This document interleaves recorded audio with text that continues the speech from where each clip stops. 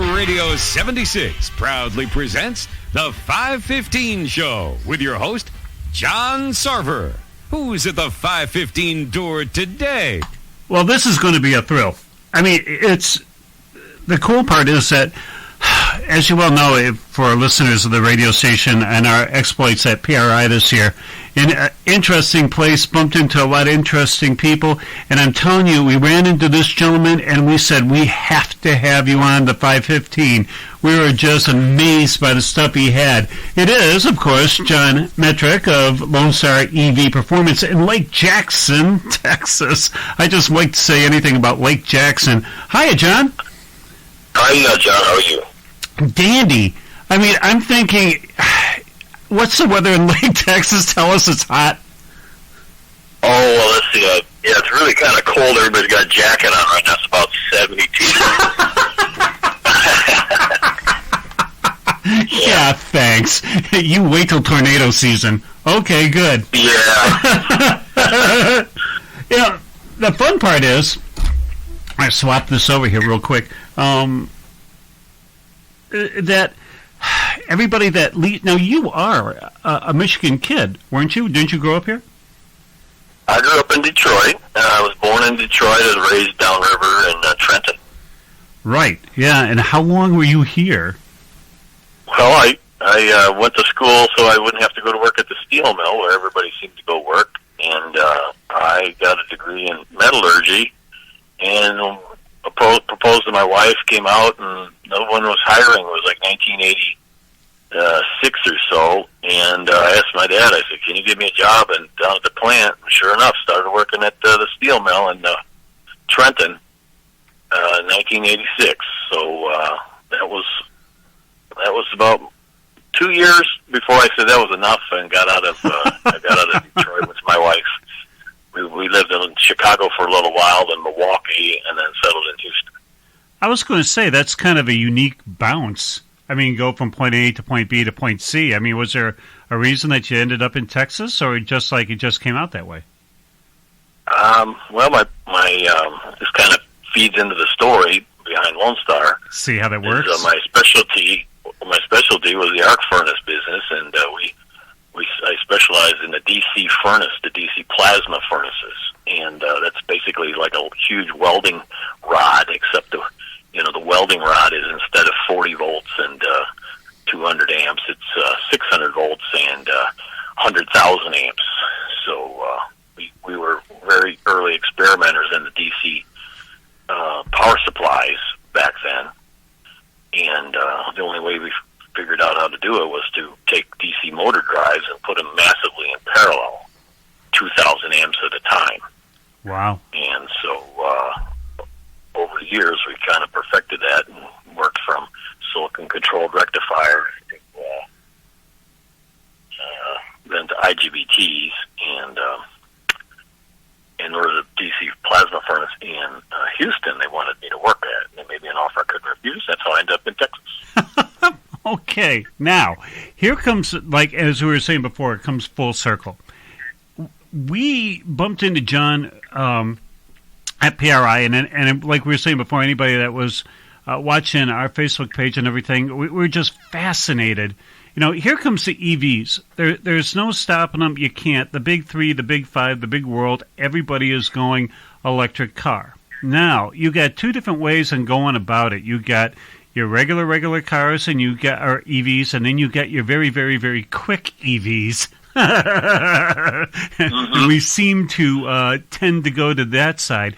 We saw John, and I'm sure fans of CK here, seen the very famous picture of John's motor with Sue Martin behind it, and now everybody knows Sue Martin is not very wide at all, and this motor was smaller than Sue, wide, but yet it was 1,500 horsepower.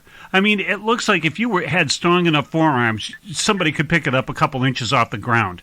You know, I mean, John, tell us about this. It's 1,500 horsepower, 1,500 foot torque, right? Right. All right. Pounds of torque, yep. And how much does this whole motor weigh? It weighs about 240 pounds. So it's about less than half of a, kind of a V8 motor, big block V8. This just blows my mind. Now, there was a couple of things. PRI, people are kind of, I don't know, John, do you see this? That when it comes to the EV world, people don't really know how to really go about it, because PRI threw you into like a side room with a mishmash of other, EV, and I'm using the air quotes there, people, because I don't know if they feel uncomfortable or they're not exactly sure, or they just saw EV and they go, yeah, okay, put them up over with these people.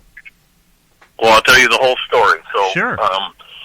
The professional racing industry trade show has been, it's not the SEMA show where the public's invited. It's kind of like racing professionals only. And if you walk around in there, you'll bump into like Mr. Edelbrock and, Mr. Lingenfelter, and I mean all these famous names, in the engine business for all this time. Sure. We started going there as the National Electric Drag Race Association about 8 years ago, and I was paying for it out of my own pocket back then. And we said, hey, there's no electrics here, we're going to go. And we bought a booth space, and we set up, and we had very minimal booth way back in the day. And people would walk by and sneer, "Oh, electrics, that'll never take off," and then they'd move on. So we had to endure about 3 years of that. Now, this is back before Tesla, right? This is before, NEDRA has been around since 25 years now. So wow. I got involved in about 2009, 10, and then I ran for president in 2011, I think, and then I've been president ever since, and just now retired this year and handed the keys over to Alan Thomas out of Muskegon. Mm-hmm. And so over these years, nobody's interest, no electric vehicle, anything at the show except us. And we're like, hey, would you like to talk? Hey, would you like to talk? And people would walk by.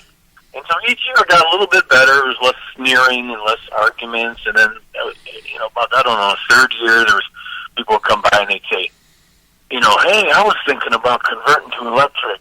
We saw this guy on a YouTube. He was doing 7 seconds in the quarter mile. I said, yeah, that's me.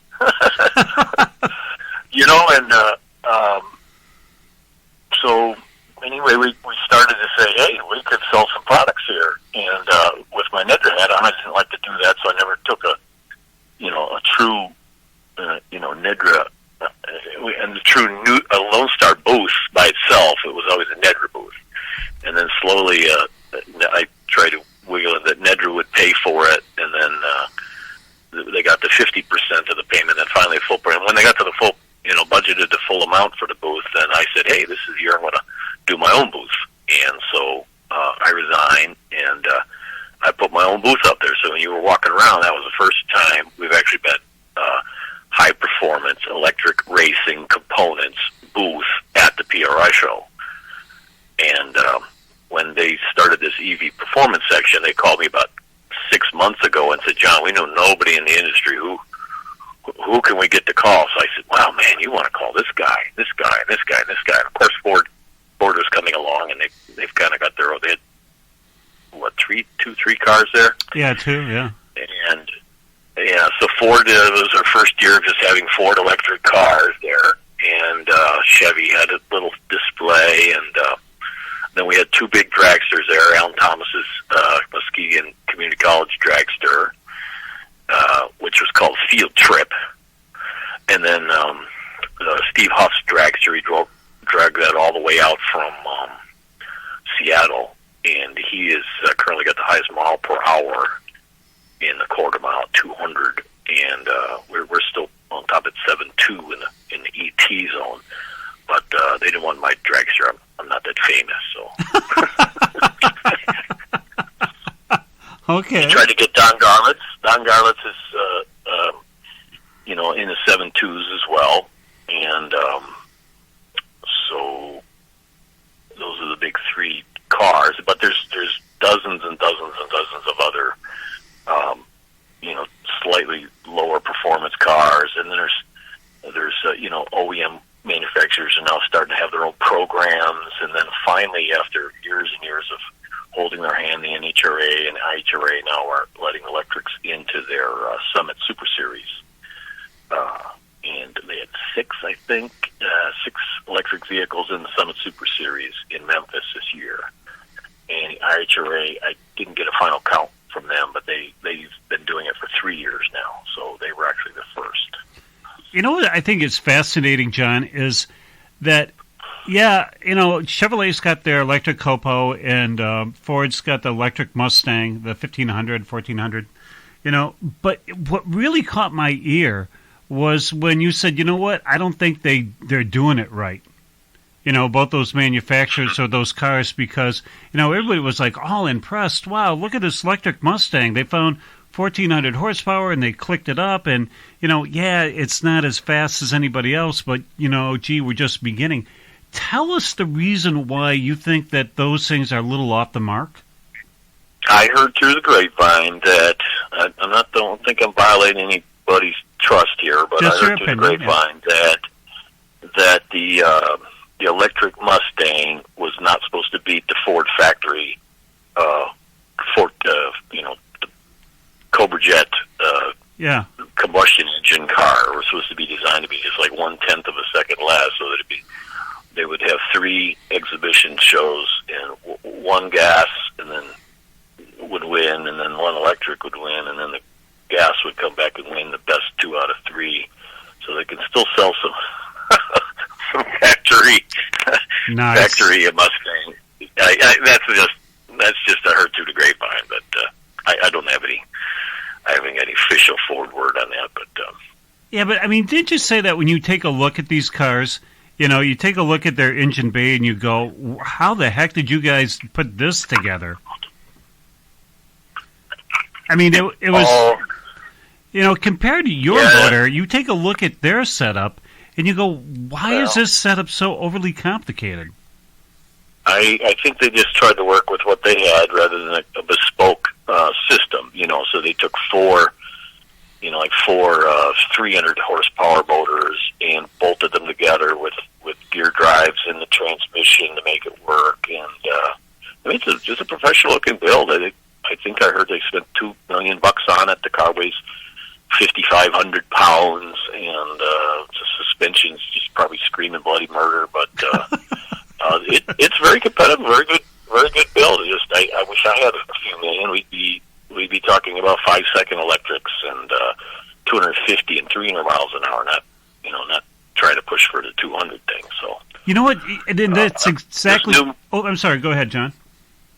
Well, I was going to say the new motor I'm working on is a bespoke motor specific for electric drag racing, and first people who look at it said, man, can we put that in a boat?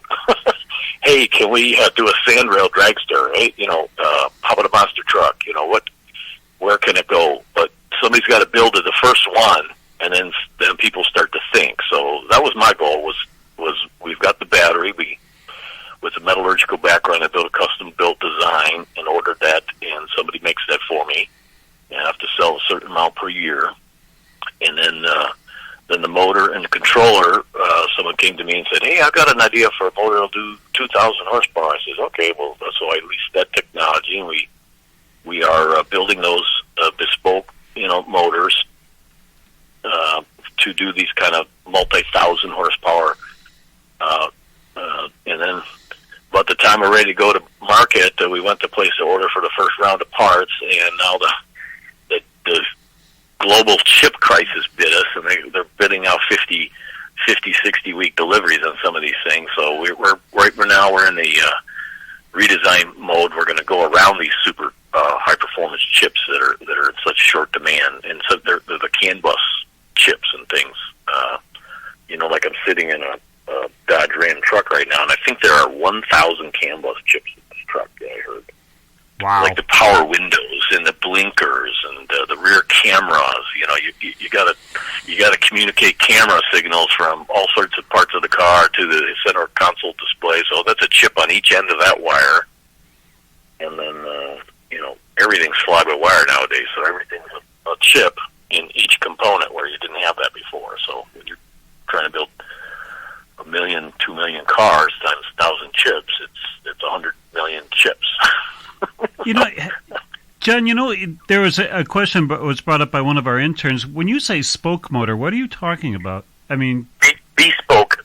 Bespoke, meaning bespoke, like you made to order, gotcha. Made specifically for the application. The Ford Mustang motors are like Borg Wonder motors. They're like standard, generic motors. Right. They're not specifically made for racing, and so in order to get the horsepower they needed, they had to cobble 4 of them together, and they got a complicated gearbox and over and under drive system and 4 controllers, and it's a complicated little project. John, if Ford is listening right now, or Chevrolet, and they go, you know what? Hello. Yeah. Hi, Dad. If they said, look, yeah, you're right. You know what? We had to hurry up and get something together here, but, if we take our time and we got the checkbook a little bit more opened up, John Metric, what can you do? Here's right. the Mustang Cobra body. We'll see you in a couple of months. What would you do? Oh, yeah. Oh, well, first of all, just, a little much larger design, more torque, in a single system, and then just drive that system you saw at the PRI show is basically a motor, a dragster coupler, and a rear differential. That was the whole entire drive system. Not counting the differential, that's only 2 really high-speed moving parts, which is 2 bearings. Nothing else rubs on anything. There's no other transmission involved. There's no other pump or fluid or if Lucas Oil's out there, I could use some Lucas Oil sponsorship. The motor uses oil, but there's really no moving parts in that other than the 2 bearings, and of course the rotor's spinning in there. It's got magnets on it. The coil around the outsides are they don't move, so it's a very simple, straightforward drive system in that. The Ford Mustang systems, there's, like I said, it's got gear drives and possibly belt. I don't know what the inside of that gear drive system is, but possibly belts, and then a full transmission behind that. I mean, John, how much horsepower are they losing going through a system like right. that? Exactly, right? Maybe, 15%, I would say, right there. So, wow. Electrics hate that. Yeah, electric battery systems really hate the big waste of power. Like my first the big rail that we did used 1,900 battery horsepower in order to make 1,400 horsepower to the rear wheel. And our new system with all the no more transmission, no more overdrive, no more all those moving parts. We're literally 98% efficient from the battery to not counting the battery, but from the battery to the motor. There's just literally no losses, no heat. Yeah, because that kills, doesn't that? I mean, in a quarter-mile kind of situation with electric cars, there's so much misinformation out there. We're so glad you're here today because some of the stuff that we hear, it's like, look, we understand. It's a strange thing, and as much as we're talking about in the production meeting this morning, it seems like that EV folks can go into an ICE world, but it's just like you were just talking about before in your display. There's a lot of folks in the ICE world that cannot go into the electric side, and they'll try to use whatever reason possible. I mean, it's almost like the 5 mentally. Yeah. Yeah, mentally they can't. Yeah. Yeah. Well, there's a few out there. I meet a few every show we go to. There's somebody walk up and say, "Hey, I was thinking about putting one of these inside the housing of a tractor transmission, and no one would know it's in there. And I would be able to flick a switch and add 1,000 extra foot-pounds of torque at the end of the line when I really need it." I'm like, "Yeah, you can do that." and so there's some oval right out there who walk up and say, "I got the application, and I've been thinking about it, and I'll do anything to win." Competition makes a great driving force, and then other folks just they can't see it. Yeah, but it seems like, wouldn't that be a natural for tractor pulling? I mean, I know we do drag racing here and stuff like that, but how, if you really do take a look at some of those tractor pullers, they got 4, 5, 6 blown Hemis on it. First of all, I don't even know how you gang all that together, but it looks neat, But how much torque could you possibly, if you went full out on one of those major tractors, how much torque do you think you could realistically develop with an EV?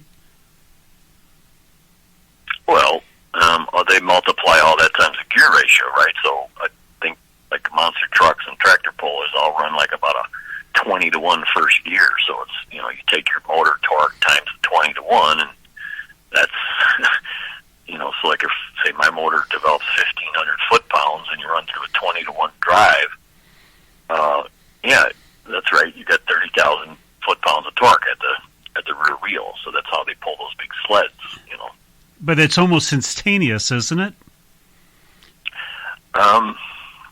So if you ever watched tractor pulling, I don't know how we got off on this subject, but if you watch tractor pulling, there's a very long period where that engine's building up power. Right. Yeah. And they make max horsepower at the kind of down at the end. But yeah, the EV could. To me, if that's on a timer, the EV could probably pull that out of the hole and get that thing down there before the weight even shifts down there. Unless there's some rule I don't know what that means you can't pull on full power till the weight's halfway up the ramp. But yeah, no, it'd be ideal. Yeah, I mean, the only reason why I brought that up is because there's folks that know about if you're in drag racing and stuff, and you look at motorsports and you see that those tractors just like pulling like crazy 3/4 of the way down, the front ends come up and all that stuff, and you hear them like ease on to the power. The difference between the ICE engine and the EV motor is EV is like, we're here now, friends. Where we don't have to go through a track and hope to God we don't blow, a piston or something through the side of through the block. And that's that's kind of the fun part that we're talking about too. Going back to what you do, I mean, this is kind of for high-performance EV. This is kind of like 1956 all over again. It is. It's awesome. I'm having conversations with like a drag boat guy, and we're talking about like what would the prop torque be? What would and he's like, you make that much torque down low, I could put a prop on about this big, and we jump out of the hole like 10 feet out of it.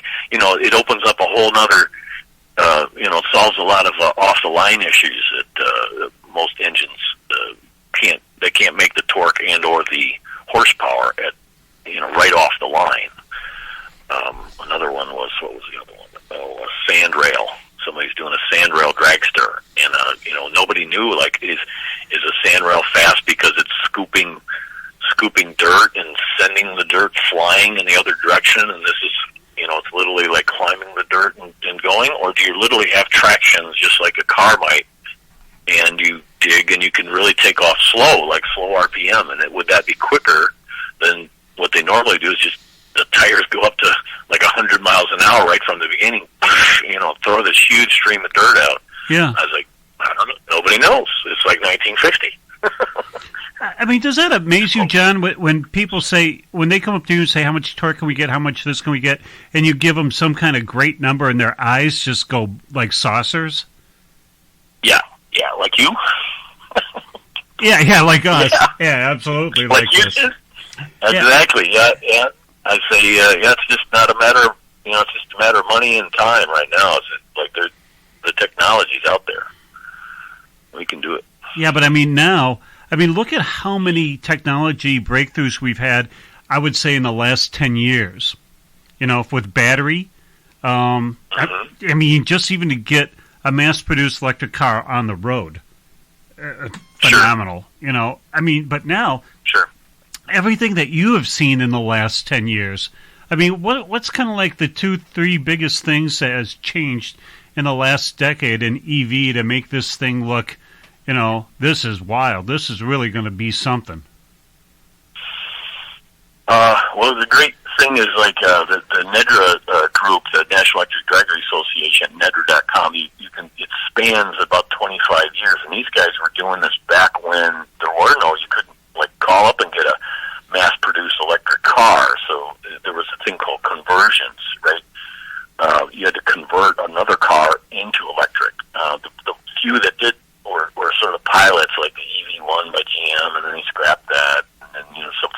Dragster electric truck, and they scrapped that. But then somewhere, I think about when the Nissan Leaf came out, people who were doing the conversions were saying, "Wow, I can get an electric car with air conditioning, and I don't have to convert it over for $30,000 each."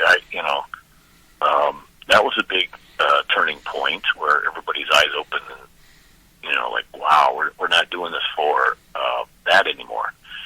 And then I think the young kid who got a hold of his dad's Tesla and stripped all the interior sound deadening and all the, took out the seats and, stripped it down to just bare bone chassis. You got, I think, 600-800 pounds out of the car. And he took off, like 0.8 of a second off of its quarter mile time. That was like a big breakthrough there, where you literally had a high performance car and stripped it down, just like they used to do, right? Yeah. I mean, 1965 Dodge Hornet or something like that, absolutely bare bones. So there's nothing in there. Like a wooden seat bolted to the floor, and nothing else. Let's see, what else? I don't think we've seen it yet, but I think a big breakthrough will be like somebody's going to follow my footsteps with custom bespoke batteries. We're looking for a U.S. company to build about 100,000 cells a year, if you know of anybody. I think that when we can really come in and say, hey, I want this tweaked, I want this here, I want this there,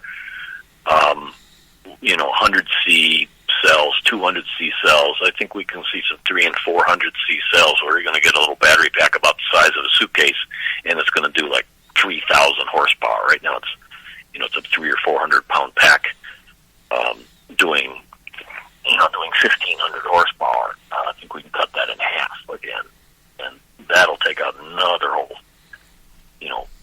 couple hundred, anyway, it's going to really trim some times out. Yeah. I mean, what do you think of solid-state batteries? Are they a real thing, or that was like a nice idea? Can you rephrase the question? What was the question? There's, like, you always hear in this background, yes, but as soon as we get the solid-state batteries ready, we won't have we don't have to do this and we don't have to do that, and the charging times will be blah, blah, blah. I mean, is that a real thing, John, or is that just something where, it's nice, however, it'll never be to market? Yeah. I went to the university, and there's usually in the back, there's the professor's got, masters of science and PhDs working on his staff, and they're trying to churn out patents and things like that. And usually these things about ceramic solid states, they're about the size of a peanut, and they say, voila, we've got this. And the paper is produced, and I'm not being pessimistic here. I really like to see it. But I think it's probably 10 to 15 years from something to go from a laboratory bench scale to full-blown, production car.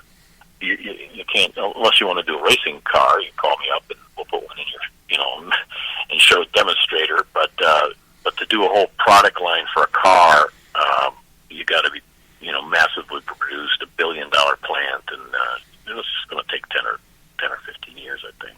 But I mean, what's the advantage, John, of having a solid-state battery as opposed to what they have now? Well, there's a couple of patents. One of the patent I'm thinking about is actually solid lithium, like in a layer above an oxide ceramic kind of a substrate, and it strays from the solid into the substrate. And since it's solid lithium and solid oxide, and there's a solid separator, they call it a solid battery or a solid state battery. To me, with anything with lithium metal in it, still a fire hazard and some various things. That specific technology, number one, it could be really fast, very energy dense. You can't get much more energy dense than solid lithium metal. I don't know how else to say that. Okay. But in a typical battery like mine, we're not using any kind of motion, and so you've got this other molecule, and lithium's just like a little flea on the back of the elephant as the elephant's walking through a polypropylene sheet. Sorry if I get a little too technical. But in a lithium metal, you know, it's a single little atom of lithium, which is just one step above the helium atom, and it can flow kind of where it wants to. And again, I apologize if that's a wrong patent or no, that's fine. Everybody's talking about, but no, what's happening is that GM is saying that they're developing a solid-state battery. So when you take out the family Impala, that's all EV'd, that you'll be able to charge it up in 3 minutes and be on your merry way, because it's this magical term, you know, solid-state battery. Well, you know, okay. Well, the infrastructure to charge that much power, just like people always say, what's your max charge rate? And I say 5C. And they're like, wow, only 5C? And I said, do you know how 5C of charge rate is? It's like unheard of. So for example, my battery pack is, well,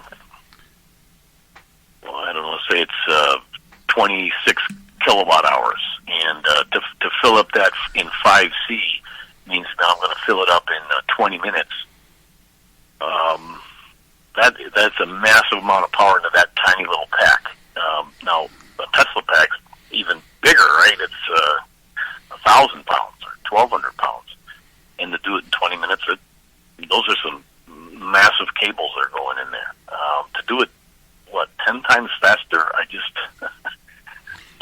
the current draw, the voltage draw, and all that, there's going to have to be some infrastructure. We're talking about level 1, level 2 charging. There's going to be level 6. You're going to pull up to a humongous transformer, and you're going to put one big 4-aught cable on the left side of the car, and one big 4-aught on the right, and it's going to be 1,000 volts, and you're just going to say go. And get out of the car. Well, it's a lot of power, and then they have people trying to do that themselves in some kind of system. But I'm sure it could be done down the road. Yeah, I mean, all the new Meijers up here, and it's pretty phenomenal because we saw over the Christmas break that a lot of the Meijer, which is like the Kroger, they used to have like a courtesy pump, and I'm doing that air thing again. Yes. I mean, but now they expanded out to 10. They have 10 Tesla and 10 EV America pumps, I do believe. You know, right? And I was amazed. You know, only because really here comes the acceptance, and for everything that you had to do, because you have all these incredible ideas in your head. There is no book for you, John, is there, to how do we do this? How do we take this to the next step? How do I talk to people? How do I get this in production? How do I get folks behind me? I mean, how difficult is this to wake up going, Eureka, let's try this, and go, how do we try this? Well, somebody's got to take some risk, and usually there's some capital risk involved. So, I mean, I've taken my retirement and I plunked it down into this business, and it's just maybe now starting to climb out of the hole. And I don't know, so somebody's got to take some risks and build some first prototypes, and then somebody can see it, and then you got something to invest in, and just like any invention, there's, you know, like somebody says, man, you should patent that. I'm like, yeah, $6,000 to $9,000. Look at it. You know, it's going to take a year. You got to hire a lawyer. Yeah, but think of the billions. It is kind of amazing now that you do have people that are going. There seems to be, and Chevrolet was pushing this at PRI, the EV crate motors. You know, do you have a Blazer? Do you have a, you know, whatever car it is? It's easy to do these engine swaps, motor swaps, I guess you should say. You know, and they seem to be coming up now. There seems to be a lot of people that have good car bodies. The engines are not, you know, the ICE engines are gone now, and they're looking to keep this. I mean, how terrifically easy / difficult, John, is it to do one of those swaps? That's a good question. I think it usually is harder than anybody thinks about it's going to be in the first place. So just be prepared for that. Nobody comes out of it and says, "Boy, that was easier than I thought."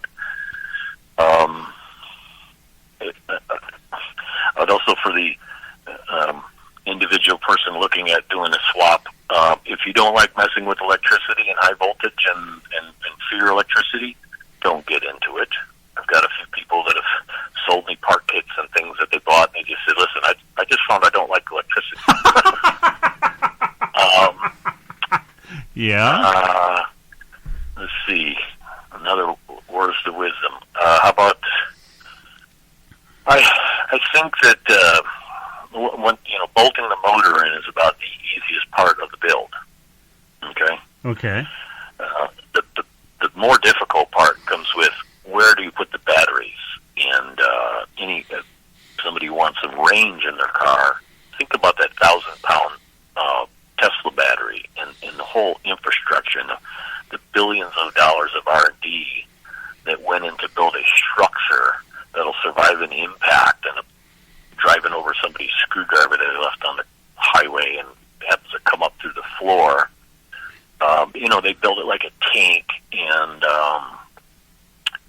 that's because it's going to be in a parking lot full of other electric vehicles. And if you've ever seen those videos, one goes and the other goes. So anyway, you want to just keep that chance of having an incident down very low. So when you do a swap, it's where are you going to put the batteries and make them safe. You don't want them underneath your seat. You don't want them underneath your brother-in-law's seat, right? You don't want them in the back seat so that when you hit the brakes, they slide forward. It's tricky because you've got certain areas in the car that are kind of already spoken for. So most people think to put it in the trunk, and then, can you put 1,000 pounds in the trunk? No, not really. So where else are you going to go with it? It's a little trickier on the battery side than the motor side. Yeah, because you're taking a look at like what EV West does and stuff when they were talking about having kits for like Car and Gias and Volkswagens and whatnot, and then you take a look at it and you go, where do you stuff the batteries in a Volkswagen Bug? Yeah. I don't do conversions myself. I usually just sell the drivetrain batteries and all that. But there are some good companies out there. Michael Breen with EV West and Green Shed Motors in Florida are two that come to mind. And you give them a call, and they'll help you with a conversion. Yeah, but I was just to go along with what you were saying before with the battery. It's like, where do you put that? I mean, that car is so small. Unless you have a small battery pack that you're just going to go around the block and come back, it's phenomenal. Well, you can get 50 miles of range like fairly easy in trunk size stuff, and if your goal is to go to the bar, show off, and come back, which believe me, that's my main goal.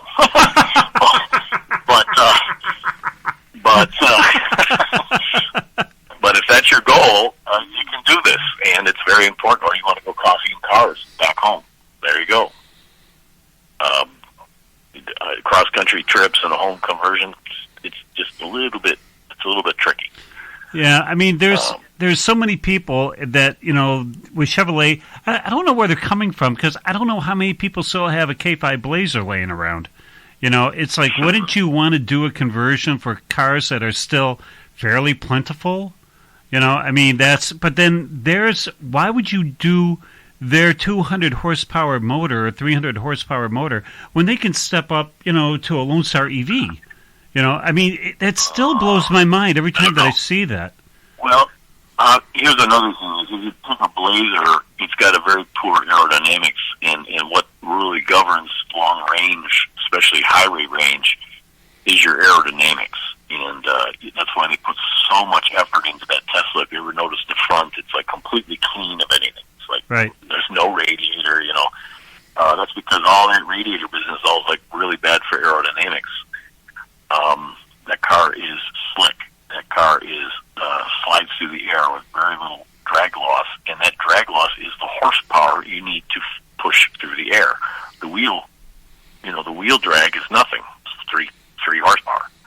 But the aerodynamic drag, that's what you need to go through. So when you have a Blazer, the highway horsepower is very high. And, well, you're like pushing a barn door down the road. I mean, yeah, exactly. So exactly. So to have a long range in a Blazer, that's even that's the square of the problem I just described. It's where do you put it? John, what if you had like any body style to put your motor in? I mean, does the 1500 horsepower motor have a name, so we don't have to keep calling it the 1500 horsepower motor?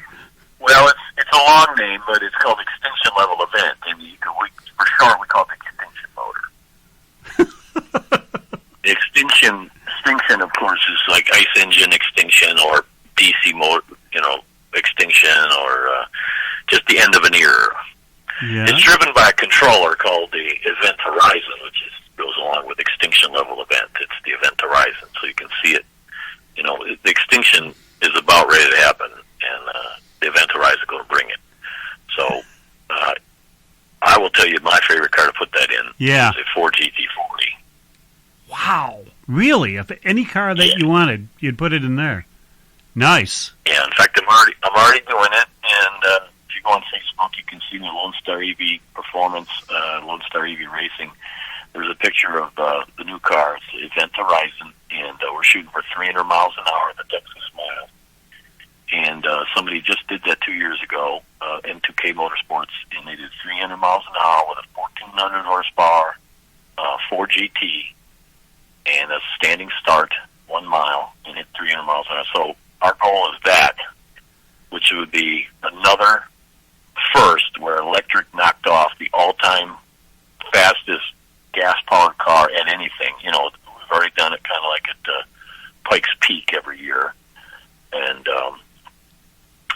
we think this is another one where we can knock off the very fastest of any gas car anywhere on street tires in Texas Mile or Colorado Mile or one of the other miles. Yeah, because you're not really worried about air density and stuff in Colorado. I mean, that's another fun thing. I know, right? So the Pikes Peak hill climb, the car's making half as much horsepower at the top as the bottom in an ice car, but an electric car is doing the same all the way up. That's fascinating, man. I mean, it's fascinating that you got a GT40 body somewhere. God bless you.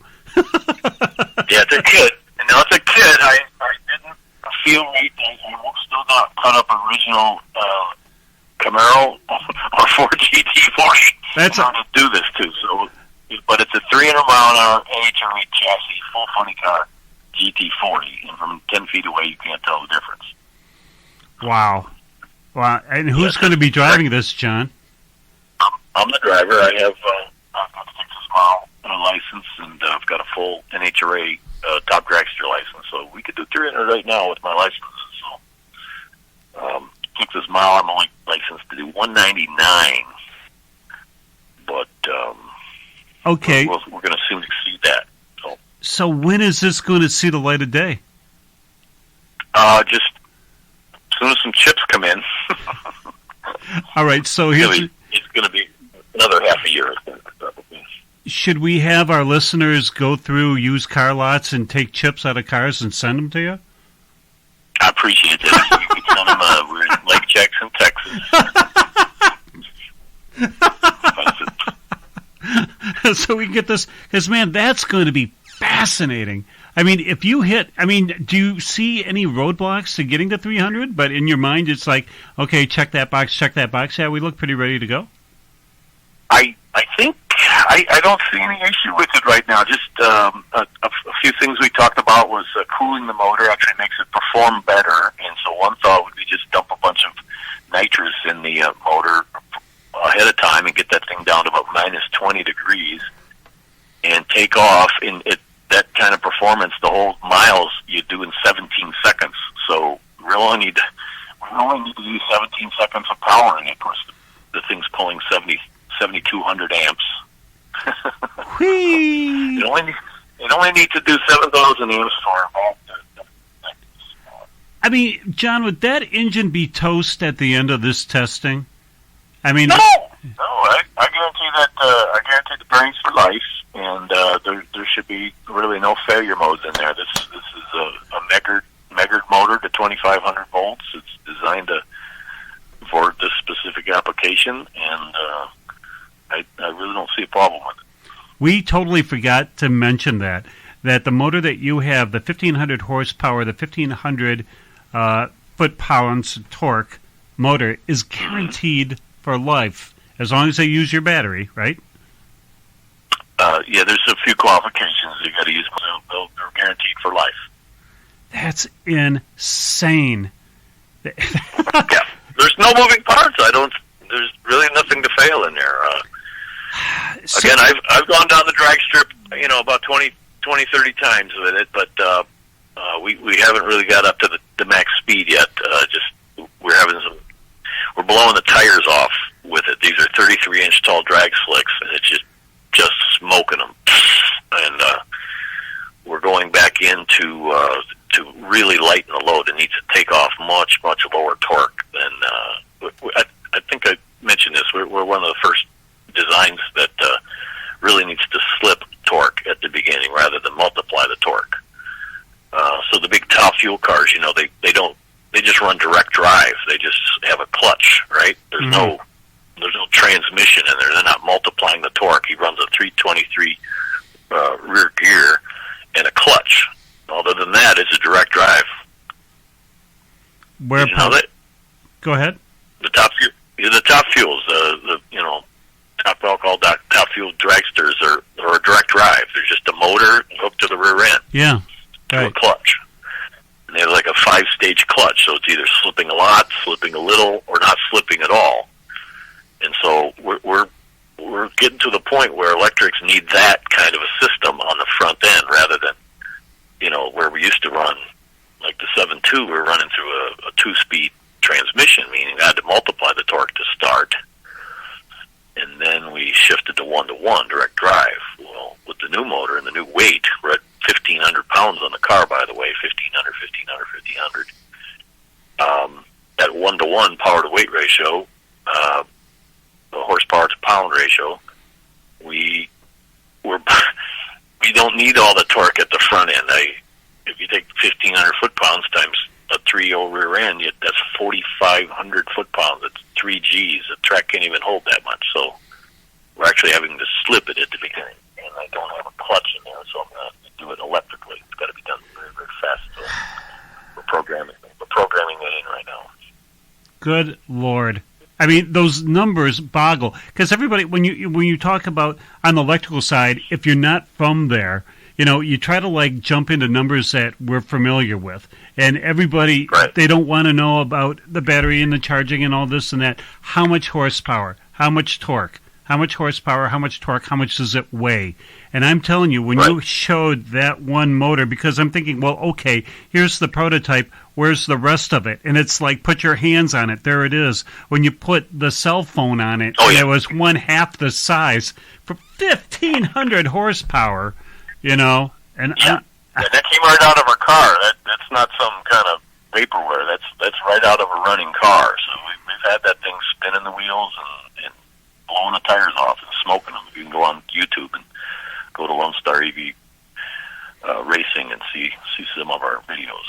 There's about 100 on there. That's impressive to me when you have to dummy down your motor because it has too much off the line. Yeah, that's what I'm saying. It's like you talked about breakthroughs and like benchmarks and high water marks. I think that's one. I think that's the first time where somebody said, "Hey, I need to not bring on full torque at the beginning."